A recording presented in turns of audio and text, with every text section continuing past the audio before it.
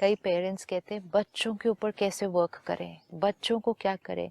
तब हम हमेशा सबसे कहते हैं कुछ नहीं कर सकते ना, ज्ञान भी नहीं सुन रहे, नहीं समझ में आ रहा, आप उनको रोज सेंटर लेकर आओ और उनको सिर्फ मेडिटेशन रूम में 2-4 मिनट के लिए बिठाओ, कुछ नहीं करो। मेडिटेशन नहीं करना चाहते, नो प्रॉब्लम। ज्ञान नहीं सुनना चाहते, इट्स फाइन। सिर्फ आए, बैठे, चले जाएं।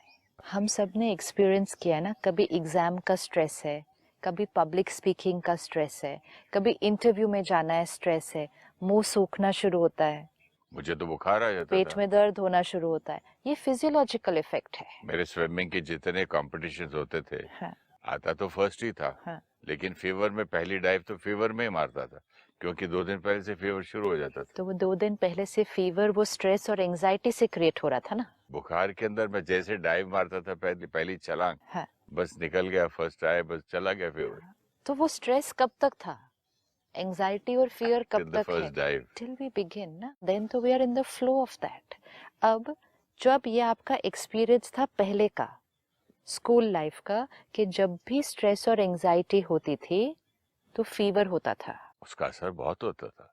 बट फीवर था, फीवर एक रिजल्ट था, कॉन्सिक्वेंस था। कॉज क्या था, स्ट्रेस एंड एंजाइटी।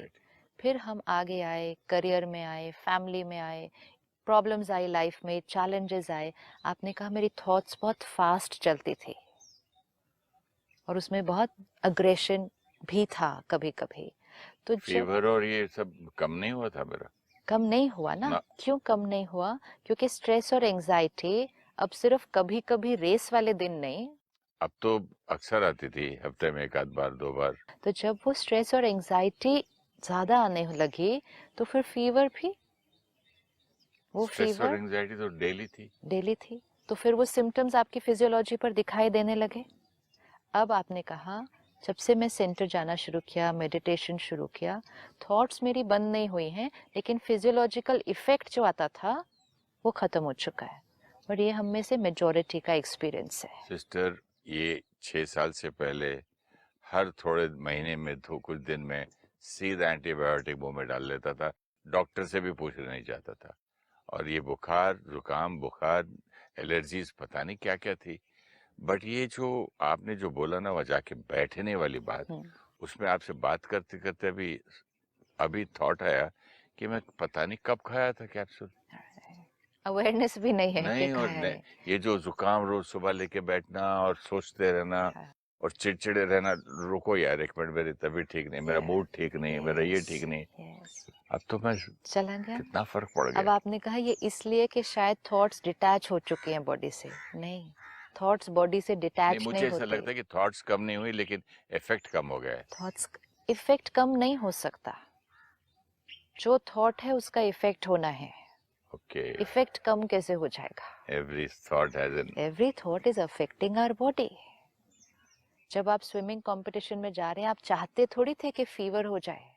एक बच्चे को पता है कल एग्जाम है, कल रेस है, कल कंपटीशन है, वो तो हेल्दी रहना चाहेगा ना। वो चाहता थोड़ी है कि अभी पेट दर्द हो, मुंह सूख जाए, बुखार हो जाए, नौशिया हो जाए। वो हो जाता है। क्यों हो जाता है? स्ट्रेस, एंजाइटी, फियर की थॉट से। अब जो आप कह रहे हैं थॉट का इफेक्ट बॉडी पर कम हो गया है, नहीं। अगर बॉडी बेटर फील कर रही है, the और thoughts must have changed. हाँ, थॉट्स मस्ट हैव नहीं, थॉट्स हैव चेंज्ड। ये परिवर्तन जब हमें दिखाई देता है, we should appreciate ourselves, we should be aware. क्या होता है, पहले हम स्ट्रेस एंजाइटी के बारे में अवेयर नहीं होते थे, अब कई बार हम अपने परिवर्तन के बारे में अवेयर नहीं होते मैं हैं। भी यही बोलने वाला था। पहले जो है कि मैं बोलता था मेरा बैंक बैलेंस कब बढ़ेगा कब बढ़ेगा, इतनी टेंशन थी। हाँ, अब यहाँ पर होता है कि ये मेरा परिवर्तन और क्यों नहीं हो रहा है, हाँ, वो ऐसे मैं कैसे क्यों नहीं बन रहा हूँ, मैं उसके जैसा क्यों नहीं बन रहा हूँ। राइट। लेकिन important is look at the beautiful effect and tell yourself, अगर यहाँ इतना कुछ चेंज हो गया है, इसका मतलब यहाँ बहुत कुछ चेंज हुआ है।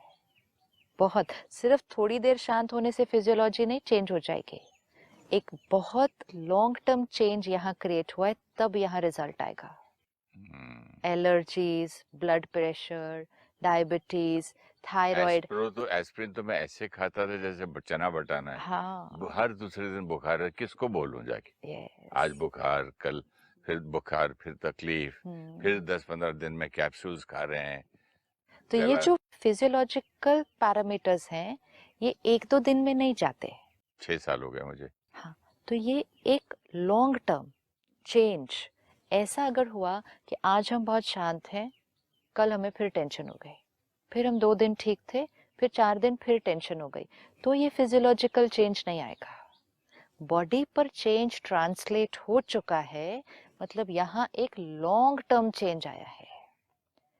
कुछ महीने, कुछ सालों तक इस कांस्टेंट प्रैक्टिस को करने के बाद लोगों की एलर्जीज ठीक हो जाती हैं, ब्लड प्रेशर की दवाई कम हो जाती है, थायराइड ठीक हो जाता है, कोलेस्ट्रॉल, बहुत सारी चीजें ये ठीक होने लगती हैं यहाँ लॉन्ग टर्म चेंज लाने के बाद।